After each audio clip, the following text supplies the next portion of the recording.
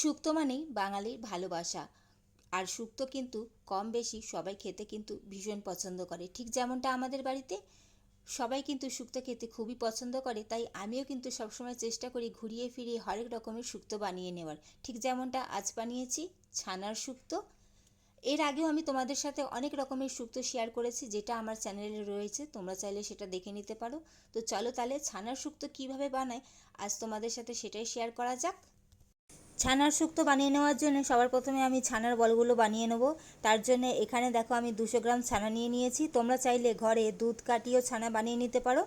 আমি কোনো এক্সট্রা ঝামেলা না হওয়ার জন্য ছানাটা ডাইরেক্ট কিনে এনেছি। তো ছানাটা সবার প্রথমে হাতের সাহায্যে ভালো করে নরম করে মেখে নিয়েছি। এখন এর মধ্যে কিছু মশলা দিয়ে দেবো। সবার প্রথমেই পরিমাণ মতন নুন দিয়ে দিচ্ছি, এর সাথেই পরিমাণ মতন একটু চিনি দিয়ে দিচ্ছি। একই সঙ্গে দিয়ে দিচ্ছি একটু সামান্য জিরে গুঁড়ো আর সামান্য একটু ধনে গুঁড়ো দিয়ে দিচ্ছি। এর সাথেই আমি দিয়ে দিচ্ছি একটু গরম মশলার গুঁড়ো। আর আমি এর মধ্যে একটু দিয়ে দিচ্ছি কাজু বাদাম কুচি করে রেখেছিলাম, সেটা অ্যাড করে দিচ্ছি। তোমরা চাইলে এর সাথে কিশমিশটাও অ্যাড করতে পারো। আমি কিশমিশটা দিইনি, শুধু কাজু বাদাম একটু কুচি করে রেখেছি সেটা দিয়ে দিচ্ছি। এখন সমস্ত কিছুর সাথে ছানাটা সুন্দরভাবে আমি মেখে নিয়েছি।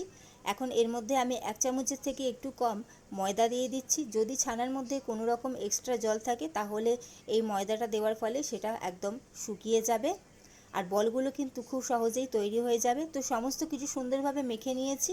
এখন আমি বলগুলো বানিয়ে নেব, তোমরা যেরকম খুশি শেপ দিতে পারো।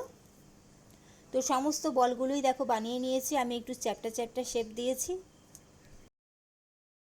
বলগুলো ভেজে নেওয়ার জন্য আমি প্যানের মধ্যে দেখো সাদা তেল অ্যাড করে দিয়েছি। এই তেলের মধ্যে আমি বলগুলো ভাজা করে নেব লাল লাল করে। এক পিঠ সুন্দরভাবে ভাজা হয়ে যাওয়ার পর আমি আরেক দিকে উল্টে দিয়েছি। এইভাবে ভাজা করে নিতে হবে। ছানার বল একদম রেডি হয়ে গেছে, চলে যাব পরবর্তী পর্যায়ে। শুক্তো বানানোর আগে সবার প্রথমে আমি মশলা বানিয়ে নেব। তার জন্য এখানে আমি সর্ষে, পোস্ত আর রাঁধুনি নিয়েছি। সবার প্রথমে আমি এটা মিক্সার জারের মধ্যে শুকনো খোলায় গুঁড়ো করে নেব, যাতে পেস্ট করতে সুবিধা হয়।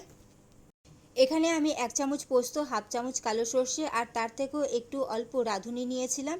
এটা শুকনো খোলায় গুঁড়ো করে নেওয়ার পর সামান্য জল দিয়ে সুন্দর একটা মিহি পেস্ট আমি বানিয়ে নিয়েছি।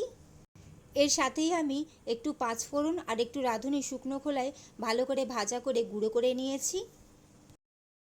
ফ্রাইং প্যানে আমি আবারও একটু তেল অ্যাড করে দিয়েছি। সবার প্রথমে আমি এখানে করলা ভাজা করে নেব। আর এখানে শুক্তোর মধ্যে আমি আলু আর করলা এই দুটোই ব্যবহার করেছি। তো লাল লাল করে আমি ভাজা করে নেব। কোনো রকম নুন বা হলুদের ব্যবহার কিন্তু আমি এখানে করিনি। করলাটা লাল লাল করে ভাজা হয়ে গেছে। এখন তেল থেকে আমি এটা তুলে নিয়েছি। এখন এই তেলের মধ্যেই আমি আলু ভাজা করে নেব। আর সেম প্রসেসে কোনো রকম কিন্তু হলুদ বা নুনের ব্যবহার কিন্তু আলুর মধ্যেও করিনি।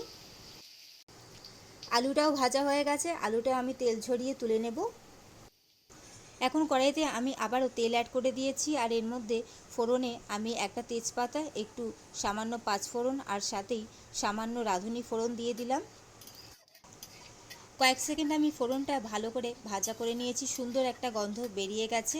এখন এর মধ্যে আমি সর্ষে, পোস্ত আর রাঁধুনির যে পেস্টটা বানিয়ে রেখেছিলাম সেটা আমি অ্যাড করে দিচ্ছি। এখন এই মশলাটা আমি 30 সেকেন্ড মতন ভালো করে কষিয়ে নেব।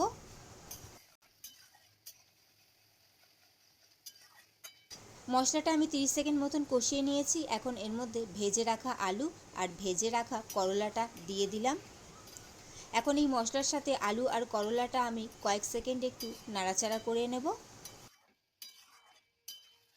5 মিনিটের মতন সমস্ত মশলার সাথে আলু আর করলাটা আমি কষিয়ে নিয়েছি। এখন এর মধ্যে আমি দুধ অ্যাড করে দিচ্ছি। আমি এটা পুরোটাই দুধেই বানিয়েছি, তোমরা চাইলে দুধ জল একসাথে ব্যবহার করতে পারো। তো আমি পরিমাণ মতন একেবারে দুধটা অ্যাড করে দিচ্ছি। এই রেসিপিটা তোমরা যে কোনো নিরামিষ দিনে খুব সহজেই বানিয়ে ফেলতে পারো, সম্পূর্ণ একদম নিরামিষ পদ্ধতিতে। তোমরা হয়তো খেয়াল করেছো এর মধ্যে কিন্তু কোনো রকম আদার ব্যবহার আমি একদমই করিনি। পরিমাণ মতন আমি দুধটা অ্যাড করে দিয়েছি, যেহেতু আলুগুলো সেদ্ধ হওয়া বাকি আছে। এখন এর মধ্যেই আমি পরিমাণ মতন নুন দিয়ে দিচ্ছি। একবার নাড়াচাড়া করে নুনটা ভালো করে মিশিয়ে দিয়ে আমি ঢাকা দিয়ে এটা সেদ্ধ করে নেব। ফিরে এসেছি বন্ধুরা ঠিক 15 মিনিট বাদে। আর এই সময় কিন্তু সমস্ত কিছু সুন্দরভাবে সেদ্ধ হয়ে গেছে। 15 মিনিটের জন্য আমি ঢাকা দিয়ে রেখে দিয়েছিলাম। আলুটা কিন্তু খুব সুন্দরভাবে সেদ্ধ হয়ে গেছে। এখন নামানোর আগে এর মধ্যে আমি যে ছানার বলগুলো ভাজা করে রেখেছিলাম সেটা পুরোটাই অ্যাড করে দিলাম।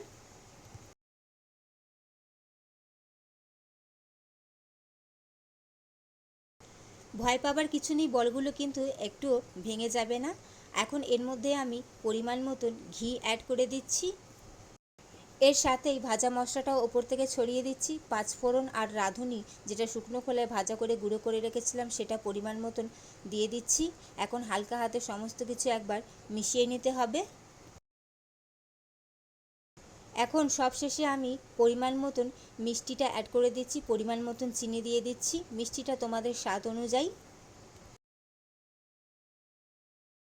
সমস্ত কিছু সুন্দরভাবে হালকা হাতে মিশিয়ে দিয়ে এটা আমি ঢাকা দিয়ে 5 মিনিটের জন্য রেখে দেবো। তাহলেই রেডি হয়ে যাবে একদম ছানার শুক্তো। কেমন লাগলো তোমাদের আজকের রেসিপি অবশ্যই সেটা কমেন্ট করে জানাবে। ভালো লাগলে অবশ্যই লাইক কমেন্ট শেয়ার করে দিও। চলো তাহলে আজকের মতন আসি।